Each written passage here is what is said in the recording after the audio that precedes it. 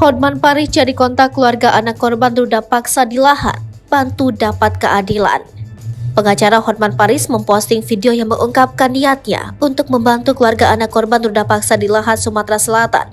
Diketahui, Hotman Paris sebelumnya diminta netizen untuk memberikan bantuan terhadap keluarga anak korban di Lahat, Sumatera Selatan yang tak mendapat keadilan atas apa yang terjadi kepada buah hati mereka.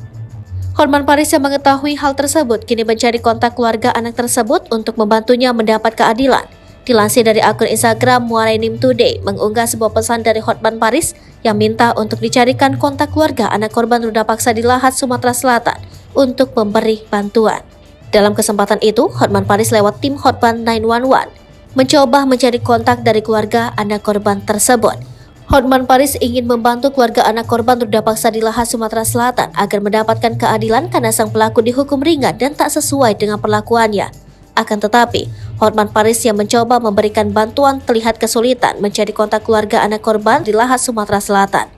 Sehingga kini, Hotman Paris masih mencoba mencari cara untuk menghubungi keluarga korban. Selain itu, Hotman Paris juga meminta berkas soal kasus yang dialami sang anak di Lahat, Sumatera Selatan agar dapat melanjutkan jalannya kasus tersebut hingga mendapat keadilan. Sejumlah netizen yang mengetahui hal tersebut lantas memberikan komentar. Tak sedikit yang mendukung Hotman Paris dan membantu kasus keluarga anak korban pemerkosaan di Lahat, Sumatera Selatan agar mendapatkan keadilan. Lebih jauh sebelumnya diketahui jika kasus ruda paksa secara bergiliran oleh 3 oknum pelajar SMA di Kabupaten Lahat mendadak viral di media sosial.